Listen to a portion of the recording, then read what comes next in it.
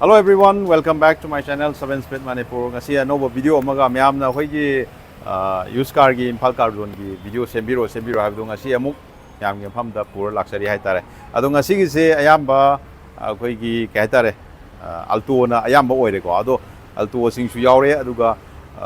hana laga khudong chaba lawga da pot su dum yaure ko. Ado si dum yengmina se ado video se yengbal loibuga dum yam ai contact number zum hapsara mage aduga gari sing che dum hek yeng lu dum contact option biro sa sa law nan ta di phangoroi id booking to bo yaw re dum usar ke bu ko ado yeng ase ngasi video se ado haude dam khoi gari channel sin ong thing na yaw gana subscribe like and share shun to option biro mo mathang khoi gari ga mari laina ba sum pur la ko da dum miss oi dana ba adum ai matam gi sida stock khoi available stock sing edum update dum pur laksa bani adum yam video se or se yeng news okay aduga khoi gi amana khoi myamna loan gi dum hangbira kudo loan se hojib ki oina matam khara gi oina thinjari habe tare ado hek yabaga dum ai myam dum sunga sodna update dum pijarake ado yengminar se video se sidagi haneta hojara ge ko jalai jare gari se i20 degi han hojaga se pudong sab se lobyo go yam mong na dum ha do ni ai tare i20 2015 gi ni go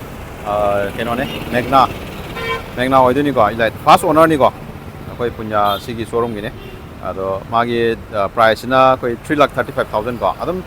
slightly adum price negotiate tawa yabai kunong chaba dum piri ba ado sini aduga side looks adagi tayari condition jo hape ulake tayari condition mai lai gini ko ado body su dum yeng ba dum nwai de hape tare ko ya maning mamang adum phajari aduga interior su hape ulake ado interior mamang su hape usarake ko sini mai nu u phangani ko manung gitu interior gitu ayah habet ulaki ko silai desi manung gitu nih interior se smai u ne steering mounted control dum lo yaw sare tape nung kari gra lo yaw sare speaker power window ko ade leather seat si dum smai u ni maning gisna ko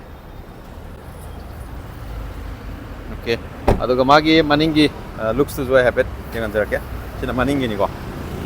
smai o phangani okay aduga mathang dam la ka do sina koi gi sisu koi gi si gi showroom ni ko swift zxi top model ni ko ning to zxi ni aduga 2019 gi model na ko adu magi demand price have tare price na 5,60,000 dum price adum loi negotiate over ya nga tani ko pi ba pricing ye kana to wa amta na te ko fix amta na te do yeng se magi mamangi front gi looks leide aduga magi tayari condition alloy ni diamond kat la kani ko hana ado ai maning gi so hapet usara ke bu ko ni mamangi du lai jar kare ko aduga maning gi su hapet ulake maning gi sini spare tire gam ta use to na jo gari sa loi yaw re to spoiler yaw re defogger yaw re rear wiper yaw re adagi sida koi gi back camera su si yaw to model lo yaw re ko na ka le binga request sensor yaw re ko bisa ya sida magi manung gini rear se smile le gini ai neat and clean da lai re adu sigi set ki jiyo an balai re ko su si na badum yar ba gari oi do ni ko budget kidang ba ye tong cha da balai be sin housing sigi da dum kana yeng bi ai koi kilometer 38,000 smile thau re ko 19 gini dum yam yeng bi gari agoi color si su dum yamna ingba hai tare hai di yam khang da wa color su oi re halaman na kai loi sin na ba ya ga do ko ado mathang da mu la ka do sina si alto 800 ko yamna pamna ba common noi ba low budget ta hai tare ini condition tayari condition ko mai la kani nong su bai khar di mo le ko gari se myam waro de si sina akoi gi keno la kani mai price hai tare 3,55,000 ado se 3,55,000 se akoi si la ka doi se magi registration to bogi number nung change loi taro pira ka doi ne ko ti ja mapani number le ja loi change taro pira ka doi ne ko adu gi pisa sang do sida loi yaw ro ni ko hai ba price da ado ai man interior sa petang jangan jerake ko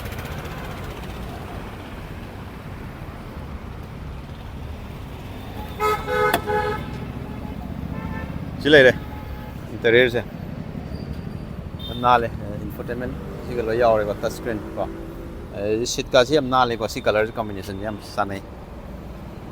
blue color ko ore power window okay season smile lai de adu kilometer di only 10,000 yam thau driba ke no ne an bagum mani ai tare le adu maning jo pe ulak ya maning gi smile lai ne yam number loi all up ko ni ko kem adu gi kem ta kem thong ne lai te adu ga khoi gi kitang premium luxury SUV pamagadi som da lai bisni ko adu ai je gari se tonga le tare tonga le di magi tonga no performance kara sudum lai ko ai ba gari sige ai 4-wheel drive tu ne ko tu de lai je all grip analyzer si mamang do soi hap yak sagra me do amukan na apsar ko ni ko si gi se adum ma se kitang kai lambi rough and tough area ai di kitang off road slightly adum to we aba adum SUV makal mani ko request sensor ko lo yaw re mai jo deida ai interior jo hape chora pam lo ke bu ko ado magi price 13 lakh ko 2022 gini ado kilometer su yam thau 36 around 5,000 re ko interior se ultra sum ja re manung se smile lai to manung se interior smile o ne seat ka di yam mong tan yaw re sina tayari condition tu ni ko sina mamang ge smile o ne turn indicator se lo yaw jare aduga magi defogger sakin antenna to loi se yaw jare ko ade back camera rear camera su lo yaw re ko sensor su lo yaw re okay aduga mathang da mo la kho sina sisu mo khoi alto aya mangasi alto se dum yame ko si lai je alto se yam yame tar aduga sigi sina alto khoi silver color pxi ko 3,50,000 ni ko 2020 gini do hai riba gari sing je sagi registration ki tongan ban number je all la loi pira dam ni ko hai riba price point ji da all la ga pi si da loi yaw ra bane bu ado sigi kilometer je 25,000 thau re bu ko 2020 gini yo adam yam na zum sin ge dum ja re ko there condition manung gi interior yo smile dum ure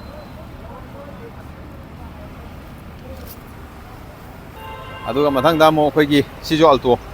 gray ni sina mo khoi 2018 gi diba adu sina mo price na 2,90,000 lakh do ni si ju chamane hai ba moi gi number se loi on to loi pira ka do nga tani ko adugi price su loi kana yaw ba nga tani ko 37,000 km mo thore sina mo ko interior smile o ni sina ko lagi maning gi sus maina o ni ko okay adu ong mathang dam la khadu sina mo grand i10 ai ta sina sport ta 2014 gi ni ko ada magi price demand je only 3,15,000 smile 2014 gi ni 44,000 km mu kisan thore bu ko tayar sik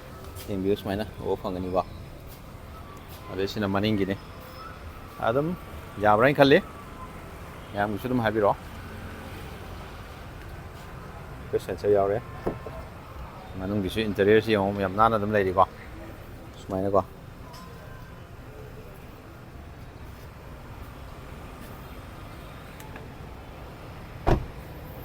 okay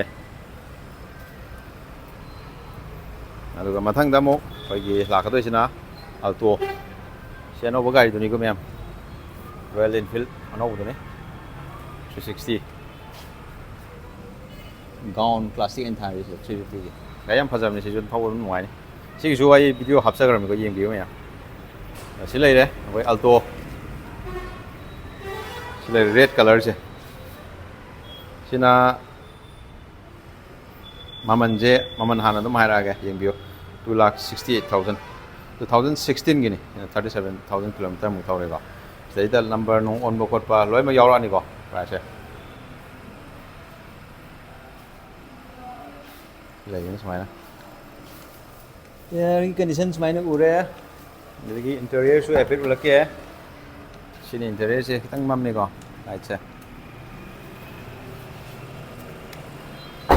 ꯑꯗꯒꯤ ꯁꯤꯅ ꯃꯅꯤꯡꯒꯤꯅꯤ ꯁꯨꯃꯥꯏꯅ ꯂꯩꯔꯦꯀꯣ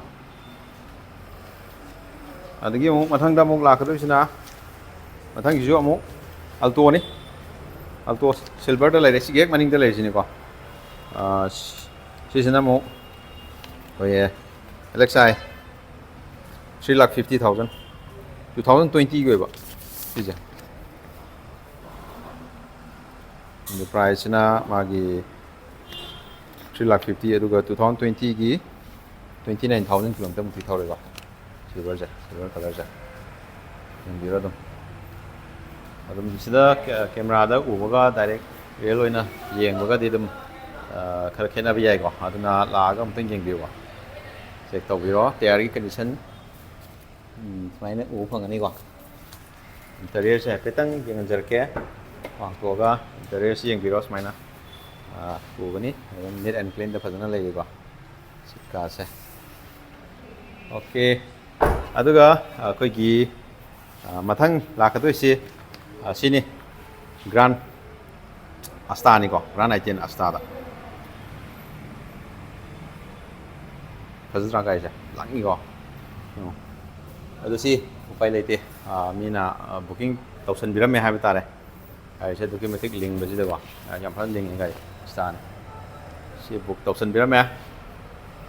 2017ꯒꯤꯅꯤ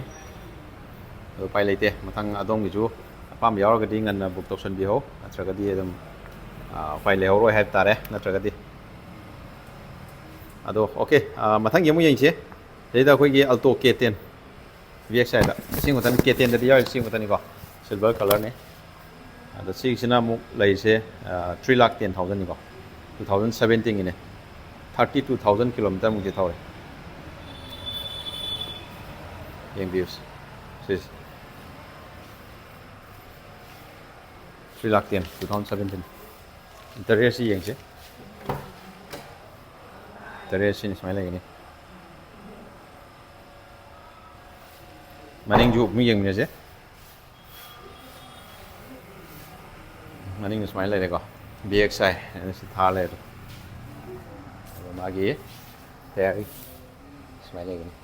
okay ꯑꯗꯨꯒ ꯑꯩꯈꯣꯏ last ꯂꯩꯒꯗꯣꯏꯁꯤꯅ ꯂꯥꯁꯀꯤꯁꯤꯅ ꯑꯩꯈꯣꯏꯒꯤ ꯈꯤꯇꯪ ꯇꯣꯉꯥꯟꯕ unique ꯑꯣꯏꯕ ꯍꯥꯏꯕ ꯇꯥꯔꯦ ꯁꯤꯅ ꯑꯩꯈꯣꯏꯒꯤ ꯃꯃꯥꯡꯗꯁꯨ ꯍꯥꯞꯆꯈ꯭ꯔꯦ ꯁꯤꯃꯗꯤ ꯑꯩꯈꯣꯏꯒꯤ ꯍꯥꯏꯇꯥꯔꯦ ꯅꯨꯄꯤ ꯑꯉꯥꯡꯅ ꯊꯧꯕꯗ ꯌꯥꯝ ꯅꯨꯡꯉꯥꯏꯒꯗꯧꯕ ꯁꯦꯂꯦꯔꯤꯌꯣꯗ ꯑꯣꯇꯣ ꯒꯤꯌꯔ ꯑꯣꯏꯕꯀꯣ ꯑꯗꯣ ꯑꯣꯇꯣ ꯒꯤꯌꯔ ꯄꯥꯝꯕꯤꯕ ꯏꯆꯤꯜ ꯏꯅꯥꯎꯁꯤꯡꯒꯤꯗꯃꯛꯇꯗꯤ ꯍꯥꯏꯔꯤꯕ ꯒꯥꯔꯤꯁꯦ ꯑꯗꯨꯝ ꯌꯦꯡꯕꯤꯕ ꯌꯥꯒꯅꯤ 3 lakh ꯄꯥꯛꯁꯨ ꯂꯥꯛꯇꯦꯀꯣ ꯒꯥꯔꯤꯁꯦ 3,50,000ꯗꯀꯣ 2018ꯒꯤꯅꯤ 35,000 ꯀꯤꯂꯣꯃꯤꯇꯔꯃꯨꯛ ꯊꯧꯔꯦꯕꯀꯣ ꯑꯗꯣ ꯌꯦꯡꯕꯤꯌꯨ ꯑꯣꯀꯦ ꯉꯁꯤꯒꯤꯗꯤ ꯚꯤꯗꯤꯑꯣꯁꯦ ꯁꯤꯗ ꯂꯣꯏꯔꯦ ꯑꯗꯣ ꯉꯁꯤꯒꯤ ꯑꯣꯏꯕ ꯚꯤꯗꯤꯑꯣꯁꯤꯒꯤ ꯑꯣꯏꯅ ꯈ꯭ꯋꯥꯏꯗꯒꯤ ꯑꯩꯅ ꯔꯤꯀꯃꯦꯟ ꯇꯧꯅꯤꯡꯕ ꯒꯥꯔꯤ ꯀꯣ ꯌꯦꯡꯃꯤꯟꯅꯁꯤ ꯍꯥꯏꯔꯛꯑꯒꯦꯀꯣ ꯃꯅꯤꯡꯗꯒꯤ ꯑꯗꯨꯝ ꯀꯥꯞꯄꯛꯑꯒꯦ ꯉꯁꯤꯒꯤ ꯚꯤꯗꯤꯑꯣꯁꯤꯒꯤ ꯑꯣꯏꯕ ꯁꯤꯒꯤ ꯑꯅꯤꯁꯦ I20ꯒ Swift ZXIꯒ ꯑꯅꯤꯁꯦ ꯑꯗꯨꯝ ꯌꯦꯡꯕꯤꯕꯗ ꯑꯗꯨꯝ ꯌꯥꯒꯗ꯭ꯔꯥ ꯍꯥꯏꯅ ꯈꯟꯖꯩꯀꯣ ꯉꯁꯤꯒꯤ ꯑꯣꯏꯅ ꯈꯨꯗꯣꯡꯆꯥꯕ ꯂꯧꯕꯤꯌꯣ ꯑꯗꯣ ꯉꯁꯤꯒꯤꯗꯤ ꯚꯤꯗꯤꯑꯣꯁꯦ ꯁ꯭ꯋꯥꯏ ꯁꯨꯝ ꯂꯣꯏꯁꯤꯟꯖꯔꯒꯦ ꯃꯊꯪꯒꯤ ꯑꯞꯗꯦꯠ ꯑꯃꯨꯛ ꯉꯥꯏꯃꯤꯟꯅꯁꯤꯀꯣ ꯕꯥꯏ ꯒꯥꯔꯤ ꯊꯧꯕ ꯃꯇꯝꯗ ꯁꯤꯠ ꯕꯦꯜ ꯐꯥꯕꯤꯌꯨ ꯑꯗꯩ ꯒꯥꯔꯤ ꯃꯆꯥ ꯊꯧꯕꯅ ꯍꯦꯜꯃꯦꯠ ꯁꯣꯏꯗꯅ ꯎꯞꯄꯤꯌꯨꯀꯣ